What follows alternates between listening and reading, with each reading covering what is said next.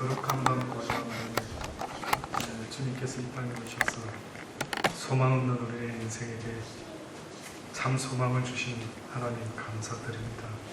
오늘도 그 소망의 주님의 메시지를 들을 수 있도록 은혜 베풀어 주옵소서. 예수님의 이름으로 기도합니다.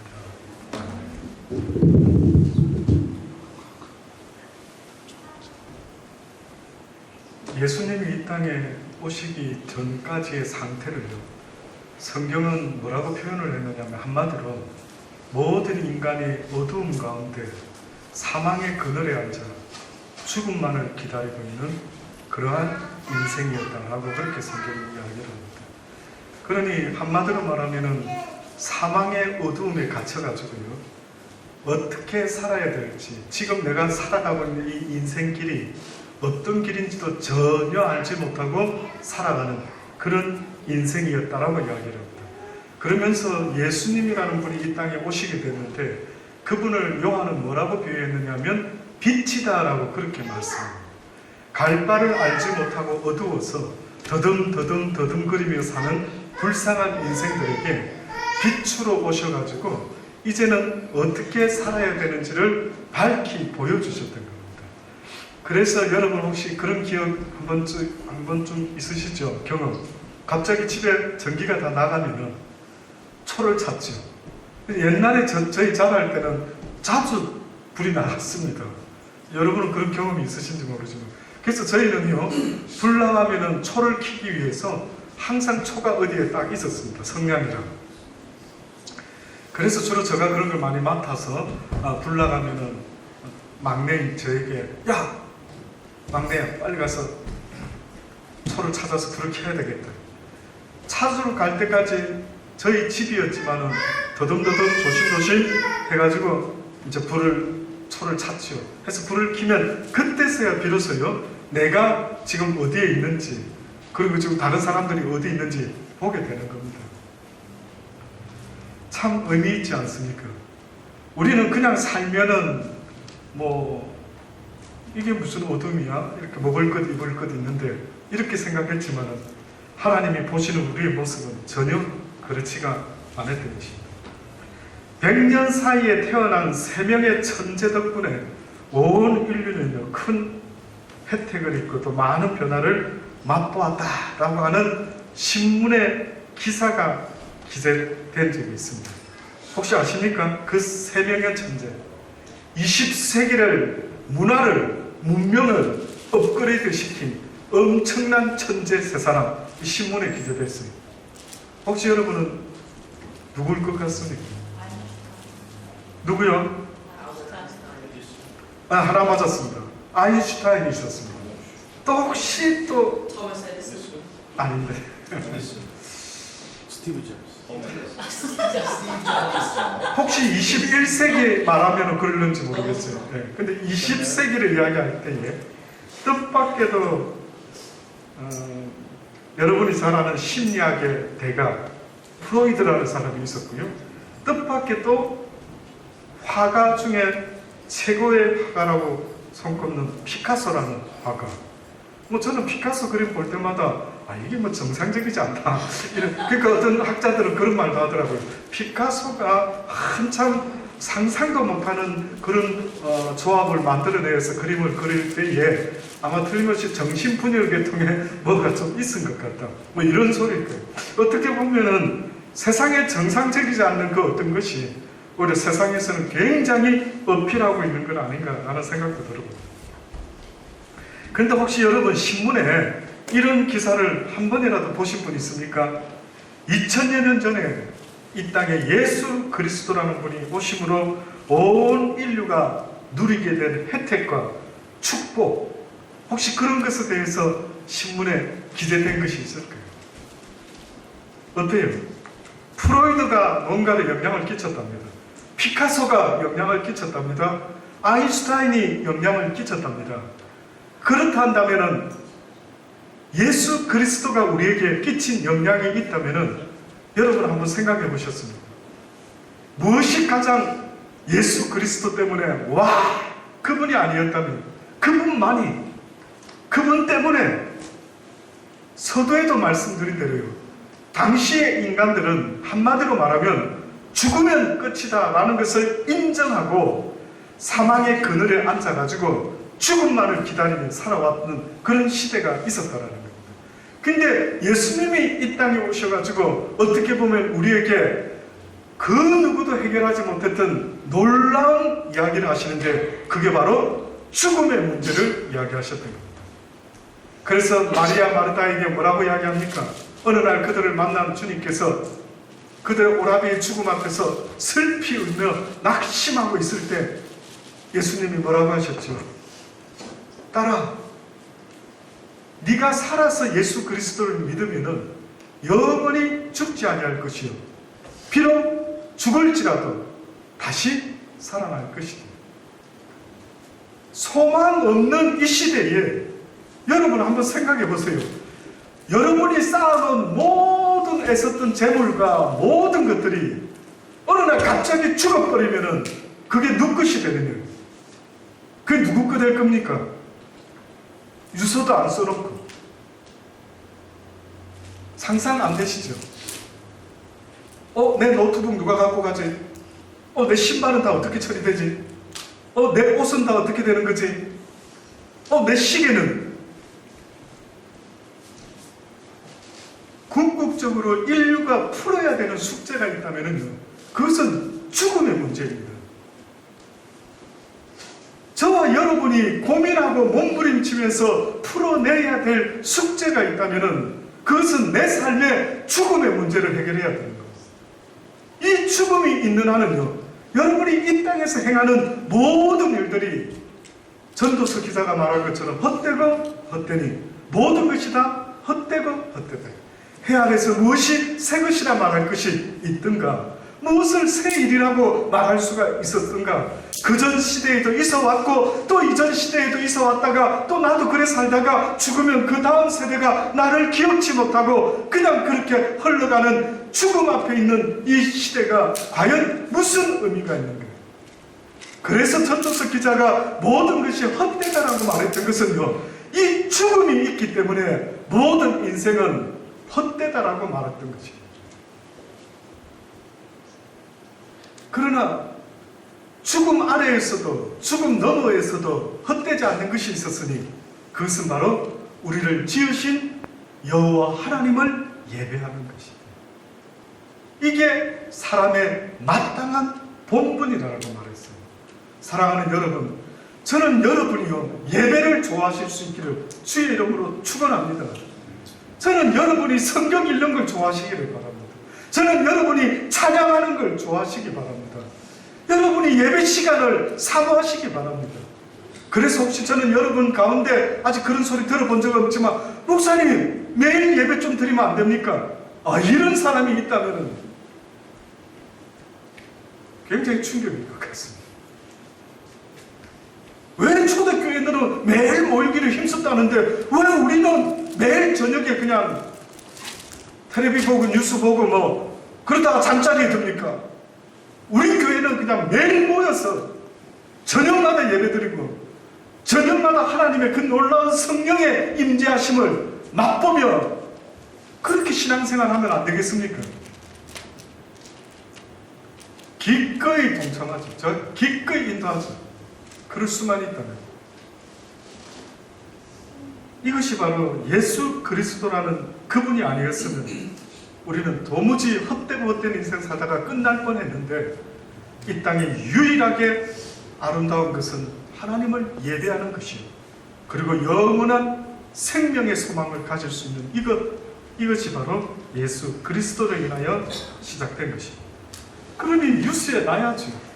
모든 이들은 죽음 앞에 손을 놓지만 그 죽음 너머의 세상이 있음을 저와 여러분이 위트니스가 되어야 되는 것입니다. 뚱딴지같이 저희가 모였을 때에 예수께 묻자오되 주께서 이스라엘 나라를 회복하심이 이때니까 계속해서 이 세상의 이야기에 관심을 두고 있었죠. 때와 기한은 아버지께서 자기의 권한에 두셨으니 너희가 알 바가 아니오. 오직 성령이 너희에게 임하시면 너희가 권능을 받고 예루살렘과 온 유대와 사마리아와 땅끝까지 이르러 내 증인이 됩니다. 그러니 여러분과 저는 예수 그리스도의 증인이 되는 삶을 살아야만 하는 겁니다. 초대교회 여러분 지난 시간에도 배웠죠. 서로 떡을 나누며 날마다 모이기를 힘쓰며 도무지 제 것을 제 것으로 여기지 않고 나누기를 시작하는 이런 희한한 말도 안 되는 일이 벌어졌다고 했죠.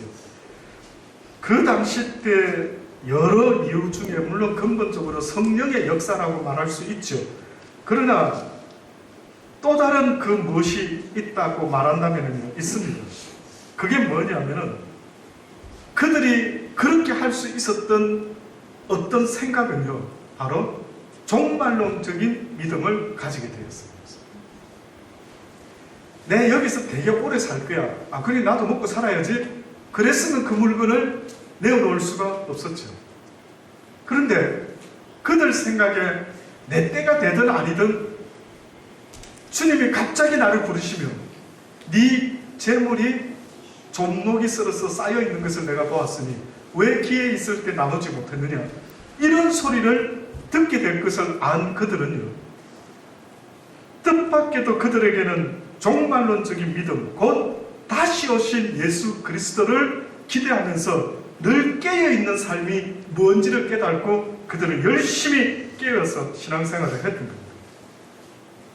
그래서 어떤 기록에 보면은 그 가운데 그들이 핍박을 받았던 때가 있었죠. 그래서 그들이 드러내놓고 예수 그리스도를 전하지 못하던 때가 있었는데, 그때 그 사람들이요 이런 행동을 했답니다. 땅바닥에다 물고기를 그렸답니다. 물고기. 혹시 아십니까? 물고기 모양으로 이렇게 어떤 차에도 요즘 붙어있죠. 익투수라고 하는 이 물고기 문양인데, 이게 바로 마태복음 16장 16절의 말씀의 그 첫 글자를 따서 그렇게 형태로 피쉬라는 그 형태의 모습으로 한 것이라는데,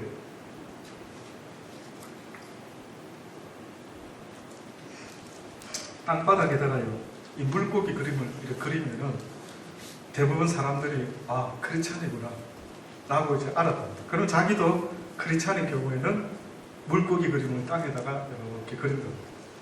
그러면 서로가 딱 보고 어머 저 사람도 예수 믿는 사람이고, 그러면 그 사람들이요 너무 형제를 만난 것처럼 반가워가지고 부둥켜 안고 그렇게 기뻐하고 뜨겁게 인사를 나누다가 헤어지게 될 때 뭐라고 인사하면서 헤어졌는 줄 아십니까? 마라나타, 그렇게 하고 헤어졌어요. 마라나타가 뭔지 아십니까? 주께서 곧 다시 오십니다. 이게 초대교회 성도들이 가지고 있었던 신앙관이었어요. 그러니까 그들은 그 로마 세계에 그 엄청난 영향을 끼치고 죽으면 죽으리라 수많은 사람을 예수 그리스도에게 인도할 수 있었던 그들의 능력 있는 생명력 있는 믿음의 모습은요, 한마디로 종말론적인 믿음을 갖고 있습니다. 이 세대가 가기 전에 인자가 다시 영광을 가지고 오는 것을 볼 것이다, 이렇게 했더니만 사람들이 막 다 팔았어 이렇게 했는데, 왜 주님이 안 오시지? 지금 세월이 2000년이나 흘렀는데 주님이 우리 시대에 이것이 이루어지겠다라고 했는데 왜 이루어지지 않았지? 한마디로 말하면 그 뜻은요, 너희 시대에 이루어지든 이루어지지 않든 네 인생의 끝이 언젠가 곧 올 것인데, 그 인생의 끝이 오기 전까지 너희의 믿음이 종말론적인 믿음이 되어요. 재림 예수를 기대하는 믿음을 가지고 있어요.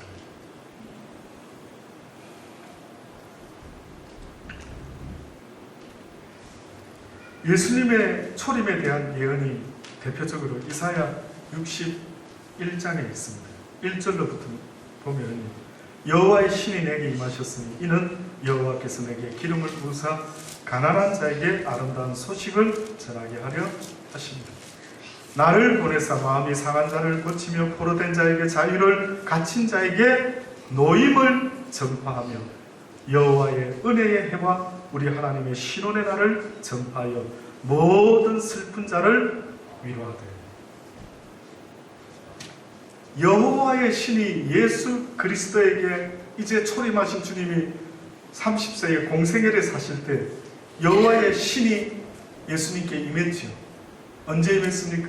세례 요한에게 세례를 받을 때에 보니 비둘기같이 성령이 임하는 그가 바로 메시아다 하는 것을 들은 세례 요한이 그걸 보면서 하나님의 약속을 보게 됩니다. 그때 이사야가 미리 예언한 이야기가 바로 이겁니다. 여호와의 신이 내게 임하셨으니 이는 여호와께서 내게 기름을 부으사, 보세요, 첫째, 가난한 자에게 아름다운 소식을 전하게. 복음은 아무나의 것이 아니라 하나님의 성경 말씀을 들을 수 있는 사람이 있고 들려줘도 듣지 못하는 사람이 있는데, 복음은 누구를 위하여 하나님이 지금 외치시고 계시느냐 하면은 가난한 자에게 아름다운 소식을 전하게 됩니다. 가난한 자, 마음이 가난한 자는 복이 있더라고요. 그 가난한 자라는 것은요, 이 세상을 살아보니까 죽음 때문에 소망이 없다라는 것을 깨닫고 어찌하면 좋을 거, 어찌하면 좋을 거라고 그렇게 부르짖는 그 심령을 가리켜서 이야기를 합니다. 여러분은 그런 고민 해보셨습니까? 사춘기 때에 왜 내 인생에 죽음이 있지? 저는 고민해봤습니다. 저는 사실 사춘기 때 자살하려고 했습니다. 왠지 아십니까? 고민을 해보니까 사람들이 저렇게 먹고 살려고 애를 쓰는데 저러다가 한 방에 교통사고 나고 죽어버리면은 그 애썼던 것이 다 네 것이 되는가 생각해보니까 저는 죽음이 있는 한은 뭘 해야 될지를 몰랐어요. 내가 왜 살지? 어차피 죽는데. 그게 저 고등학교 때 생각이었습니다. 그래서 도서관에 있는 책을 중학교 때, 고등학교 때요, 거짓말 안 하고 교과서를 제외한 모든 철학책은 도서관에 있는 걸 다 읽었어요. 지금 뭐 제목도 기억은 안 나요.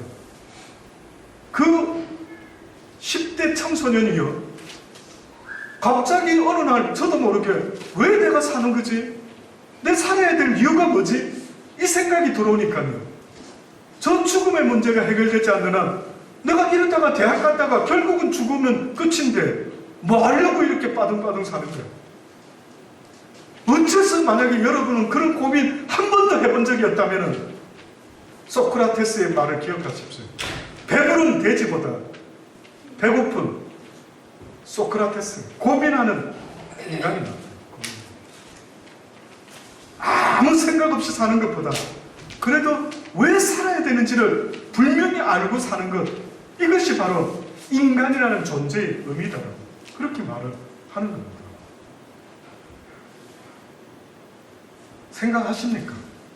무슨 생각하십니까? 그래서 주님이 지금 말씀하는 거예요. 가난한 자에게 아름다운 소식을 전할 것이고, 마음이 상한 자를 고칠 것이고, 포로된 자에게, 사단에게 종노릇하며 사는 자에게 자유를 줄 것이며, 갇힌 자에게 기쁨이 없고 답답하고 뭔가 우울하고 도대체 설명할 수 없는 이내 인생, 그들을 노임을 받게 할 것입니다. 그러시면서 표현한 게 이사야가 여호와의 은혜의 해와 우리 하나님의 신원의 날, 이렇게 말했습니다. 은혜의 해라고 하는 이것은요, 회년을 말합니다. 레위기 25장 8절로 55절에 보면은 회년에 대해서 이야기하죠. 49년이 끝나면 50년째가 되면 모든 노예도 해방시켜야 되고, 누가 가난해서 땅을 담보로 잡혀가지고 빚을 얻었든지 뭐 했든지 간에 회년이 되면은 모든 것을 다 원위치를 시키는 해가 있대요. 근데 이사야가 어떤 비유를 쓰느냐 하면은 예수님이 오셔서 어떤 일을 하게 되시는데 바로 그 해가 회년의 해가 된다. 그 해가 바로 사람들에게 있어서 모든 세상의 짐을 내려놓고 모든 빚을 내려놓고 사망의 빚을, 죄의 빚을 다 탕감하고 이제는 빚진 자가 아니라 자유로운 자가 되어 살아가게 될 그날이 올 것인데, 바로 그 일을 하실 이가 이 땅에 나타나게 될 것이다. 그리 되면 무릇 시온에서 슬퍼하는 자에게는 화관을 주어 그 죄를 대신하며 희락의 기쁨으로 그 슬픔을 대신하며 찬송의 옷으로 그 근심을 대신하고 그들로 의의 나무 곧 여호와의 심으신 바 그 영광을 나타낼 자라 일컬음을 얻게 될 것이다. 예수 그리스도는 바로 여호와의 영광을 나타내며 그분의 의가 될 것이라는 것을 이사야는 오래전부터 예언을 했던 것입니다. 뿐만 아니라 누가복음 2장에 보면은요, 신약 성경에 넘어와서 예수 그리스도 그분이 탄생의 의미가 뭔지를 우리 방금 기도 중에도 또 예배 시작 전에도 우리 정성교사님 읽어주었던 그 말씀처럼 보면은 누가복음 2장에 말이죠. 천사가 가로되 무서워 말라 내가 온 백성에게 미칠 기쁨의 좋은 소식을 너희들에게 전한다. 온 백성은 기뻐해야 될 소식이 있는데 진짜로 기뻐해야 될 소식이 어떤 소식인가 봤더니만 오늘날 다윗의 동네에 너희를 위하여 구주가 나셨으니 곧 그리스도 주시라. 14절에 보니 지극히 높은 곳에서는 하나님께 영광이요 땅에서는 뭐라고요? 기뻐하심을 입은 사람들 중에 평안하다. 기뻐하심을 입은 사람이 누굽니까? 한마디로 말하면 예수 그리스도의 탄생을 기대하고 고대했던 사람을 말합니다. 배가 고파서 라면을 먹고 싶어하는 그 사람에게 라면을 딱 끓여주면은요 어떻게 하는지 아십니까? 기뻐합니다. 엄청 기뻐합니다. 지금 라면 먹고 싶다고 하는데 라면 안 주고 뭐 빵을 갖다 줬다. 별로 기뻐하지 않죠. 근데 라면을 원하는 사람에게 라면을 끓여주면 기뻐하게 됩니다. 근데 성경에 보니 기뻐함을 입는 사람들이 있더라고요. 누구겠느냐? 바로 예수 그리스도가 이 땅에 오시기를 고대하고 기대하는 바로 그 사람이 됩니다. 사랑하는 여러분, 오신 예수님을 기대했던 사람들이 분명히 있었어요. 그러나 우리는 오신 예수님 이후에 태어나서 살아가고 있는 저와 여러분들에게 또 다른 기다림이 있어야 된다고 성경이 말씀하고 있습니다. 그것은 바로 다시 오실 예수 그리스도를 기다리라라고 말씀을 하고 있는 것입니다. 사람이 죽을 때에 무덤에 새기는 묘비 명이 있죠. 근데 어떤 사람들이 죽었을 때 자기 묘비에다가 써놓은 그 내용들을 유명한 사람들부터 시작해서 다 조사를 해서 모아가지고 책을 만든 사람이 있습니다. 그래서 그 책 내용에 보면 특별한 어떤 의미 있는 내용이 있어서 사람들에게 이렇게 전달이 되었습니다. 그게 바로 어떤 분의 글이었냐면 영국의 천재 극작가 조지 버나드 쇼라는 사람이 있었습니다. 저는 직접 본 적이 없는 사람이지만 그가 죽어서 그의 묘비에 영어로 이렇게 써놨답니다. I know if I stay around long enough, something like this would happen. 조금 잘 쓰지 않는 뭔가 문학가가 쓴 듯한 표현. 근데 이게 한국말로 번역하면은 우물쭈물하다가 내 이럴 줄 알았다. 이 뜻이라고. 결국은 인생에 있어서 기회가 있을 때 내가 하나님을 사모하고 이웃을 사랑하며 살아야 될 기회가 찬스가 있을 때 그 찬스를 다 놓치는 사람이 있대. 우물쭈물 그저 내일 또 있겠지. 나에게 기회가 주어지겠지. 그렇지 않습니다. 죽기 직전에 예수 믿고 구원받을 수는 있지만 구원받은 사람들의 살아야 될 삶의 증거가 있다면 네가 내 말을 지켰느냐 보시기를 원하는데 그것은 바로 네가 나를 사랑한 것 같이 내 이웃을 내 몸과 같이 사랑한 것을 증거해 보여라는 겁니다. 기회 있을 때 사랑을 표현할 수 있는 기회 있을 때 하십시오. 어떤 사람이 갑자기 어려울 때가 있겠죠. 커피 한 잔이라도 사줄 수 있는 찬스만 있다면 그 찬스를 놓치지 마십시오. 언제까지 그 사람이 우리에게 커피나 얻어먹고 있을 사람이 아닐 수도 있는 거예요. 언젠가 그 사람은 대단한 저 사람이 저래 될 줄이야. 상상도 못할 일도 생기겠지. 그 누군가에게 나의 도움이 조그마한 도움이 큰 그것이 될 수 있는 찬스가 있다면 그 하나님께 꾸이게 하는 복받는 찬스가 돼요. 그런 기회를 놓치는 사람들이 얼마나 많은지. 살아가다가 돈 많은 사람이 있었습니다. 부자가 있었습니다. 그 사람이 갑자기 아파가지고 병원에 가게 됐다. 사실 평상시 때는 돈으로 그 사람에게 뭘 해도 표가 안 나는데 그 사람이 갑자기 아파가 병원에 있다. 무슨 찬스입니까? 가서 꽃 한 송이라도 갖다 주고 기도해 줄 수 있는 기가 막힌 찬스죠. 언제 이때 아니면 언제 그에게 내 마음을 표현할 수 있을까? 찬스를 잘 잡고 계십니까? 아브라함이라고 하는 믿음의 사람이 어느 날 자기 천막 앞에 앉아 있다가 나그네 세 사람이 지나가는데 갑자기 달려가더니만 뭐라고 하느냐면 제발 우리 집에 들어오셔가지고 좀 쉬었다가 내가 송아지 고기 맛있게 스테이크 해줄 테니까 먹고 마음을 쾌활케 한 이후에 그리고 길을 떠나시면 좋겠다. 근데 그때 그걸 부탁하면서 무슨 표현을 쓴다냐면 주여 나에게 은혜를 베풀으라. 아니 어떻게 자기가 무슨 천사인 줄 알았는가? 주여. 근데 신약의 성경에 보면 뭐라고 해놨습니까? 부지 중에 나그네 대접하다가 아브라함이 천사를 대접했다. 결국은 입술로만 하나님을 이야기하는 게 아닌 겁니다. 예수 믿는 증거는 교회 열심히 다니고 선교일하고 봉사 잘하는 것도 있을 수 있겠지만은 하나님은 분명히 말씀하시기를 선한 사마리아인과 같이 그리스도의 사랑이 네 삶 속에서 나타나야만 된다는 것 계속 말씀하고 있습니다.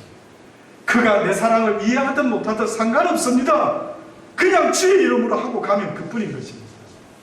뭐 그 사람이 고마워하든지 말든지 하나님 앞에서 주의 이름으로 행하면 그뿐인 것입니다. 사랑하는 여러분, 여러분 주변의 사람들이 내가 당신을 안으로 참으로 은혜고 복이다. 근데 당신 아니었으면 참 큰일 날 뻔했다. 만약에 그럴 수 있는 저와 여러분이 된다면 아마 하나님이 기뻐하지 않을까.